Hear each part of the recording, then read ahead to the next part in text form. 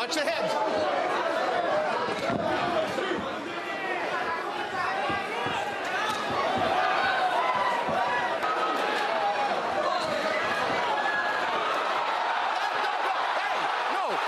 No knockdown. No knockdown. Time.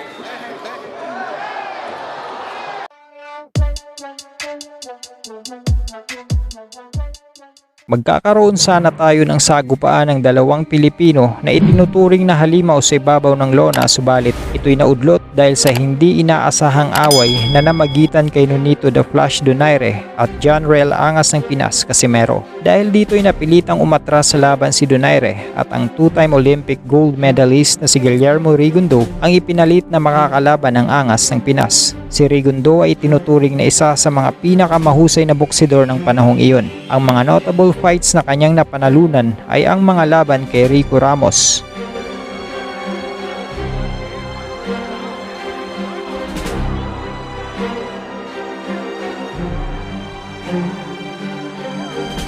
Nonito Donaire,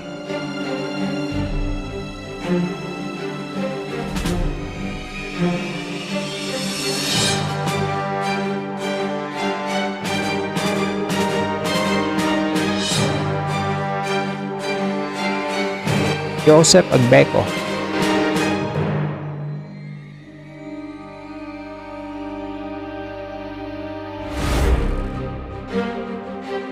at Moises Flores. Fighter in Olympic history with 3 Olympic gold medals.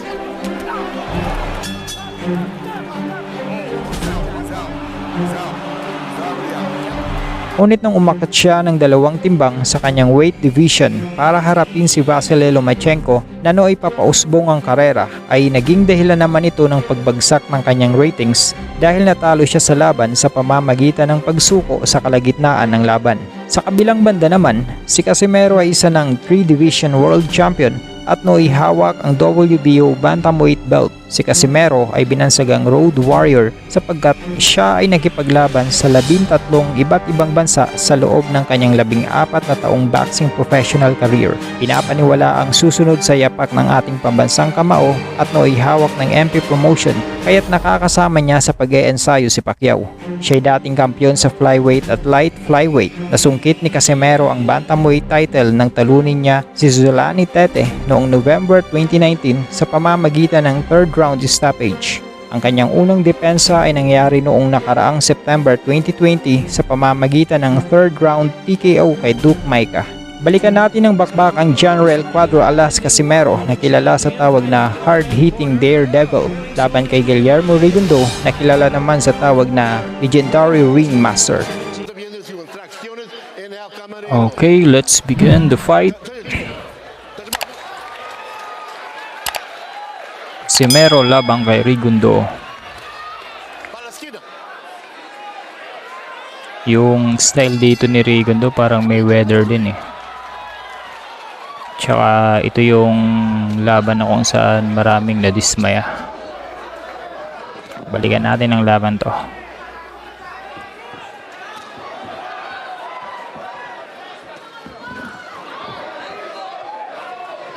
Grabe ang bilis. Bilis ni Rigundo.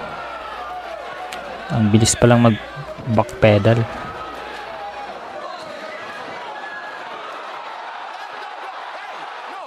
Oops. Huwag masyadong gumigil.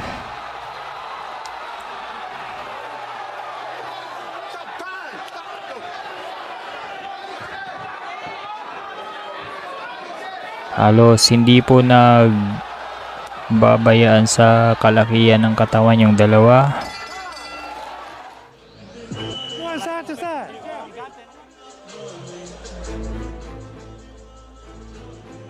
Magaling umilag dito si Rigundo.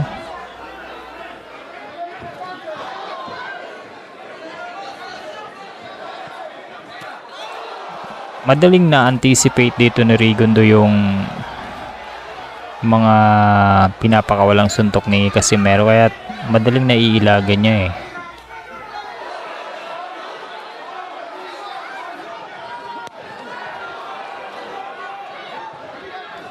Sa tingin ko, nababasa kaagad niya yung pagbitiw ng mga power shots dito ni Casimero kasi nauuna yung galaw ng katawan ni Casimero. Kaya't nababasa niya, napipredict niya kaagad. Ang bilis talaga ng mga pag-atras ni Rigondo, para yung tumatakbo lang eh.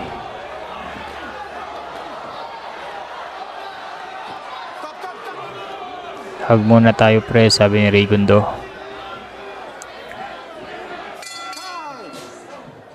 Sirado imong dipinsa, sirado.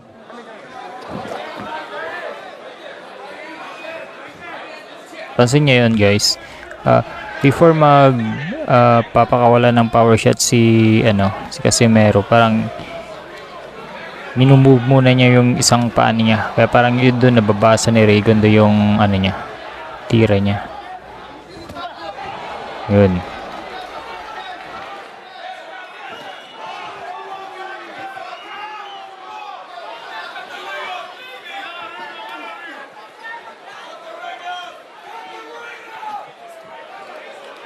Ang bilis makawala ni Rigondo dito sa corner. Pag nako-corner na siya, ang bilis niya makawala. Pati yung mga hook shot, mga jab ni Casimero, nababasa niya kagad eh.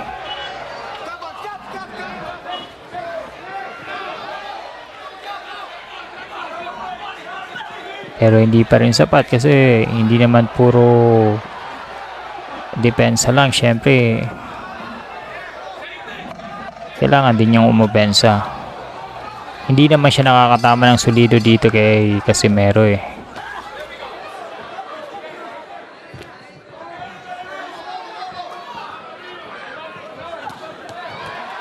Bilis. Ang bilis ni Rigondo. Ang bilis tumakbo.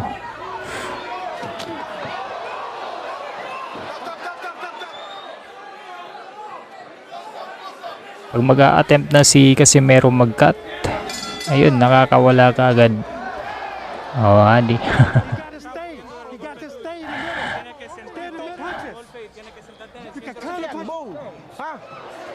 Body shot daw. Yun.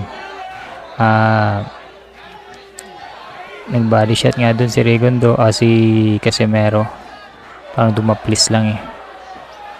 Nag-showboat pa dito eh.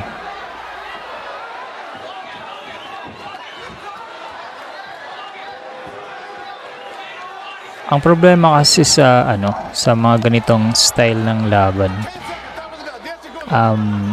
kung ikaw yung umuopensa, dapat mas matuling ka dun. Mas matuling ka sa kasi hinuhuli mo siya eh. Kaya kailangan mas bilisan mo yung pinapakita niyang dito, speed. Pero syempre, ang disadvantage naman ito ay kung hindi malakas o mataas yung mo dito, yung stamina mo dito, siguradong mapapagod ka kaagad. Pero ang advantage naman ng ganitong laban, lalo na dun sa kalidad ni Rigondo, ay parang hindi naman siya katulad ng ibang boksingero na yung may yung tinatawag na isang shot lang tulog ang kalaban.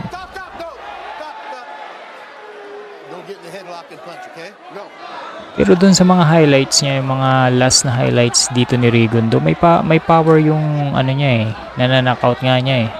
Siguro mas malakas lang talaga si Casimero.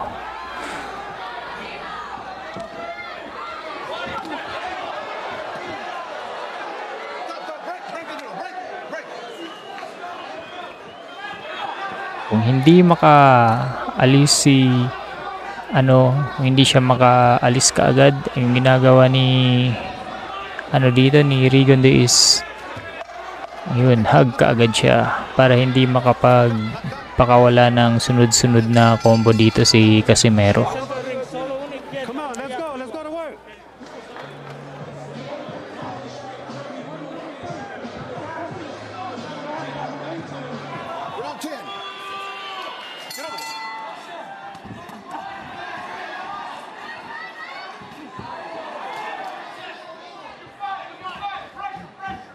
Yun. Yun, pansin nyo yun guys. Unang i-forward ni Casimero yung left, ano niya, yun. Yung left, yung...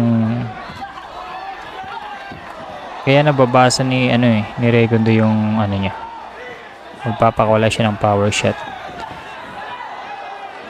Yung left foot, yun, tulad nun. Yung left foot, una-una niyang ihahakbang at yun, yung nagiging pagbasa ni Regundo dito.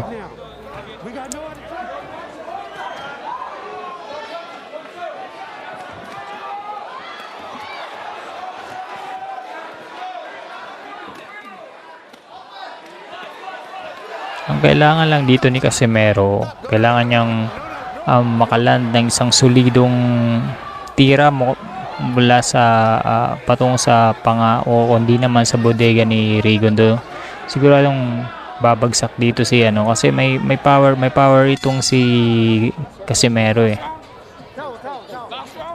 Yun nga lang, parang sumusuntok siya dito sa hangin. Kasi mabilis nga naman talagang umilag. Hindi lang sa pag-ilag mabilis si Regundo, pati na rin sa pagtakbo.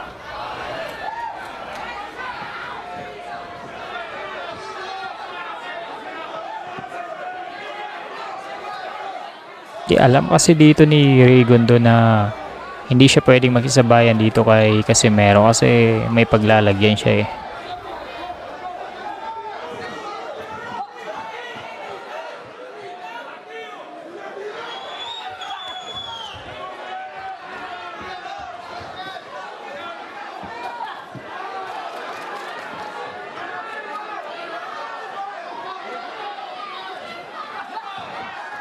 Tatapos ng last round. At panay takbo yung ginagawa ni Regundo. Hindi talaga siya nag-engage simula round 1 hanggang last round.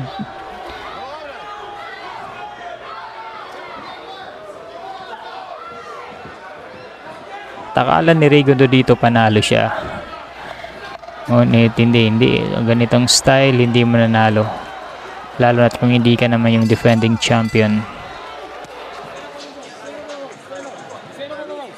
Pero ang pagkapanalo dito ni Casimero split decision. Pero kahit ganun swerte pa din na nanalo si Casimero dahil pwedeng madaya sa kanya yung panalo eh.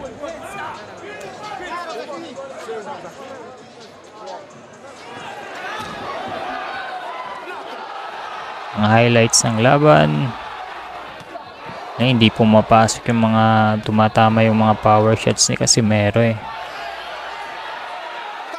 Yan. Umahawak agad, kiklench ka agad si Regundo kaya hindi nakakapag follow up dito ng power shot si Casimero.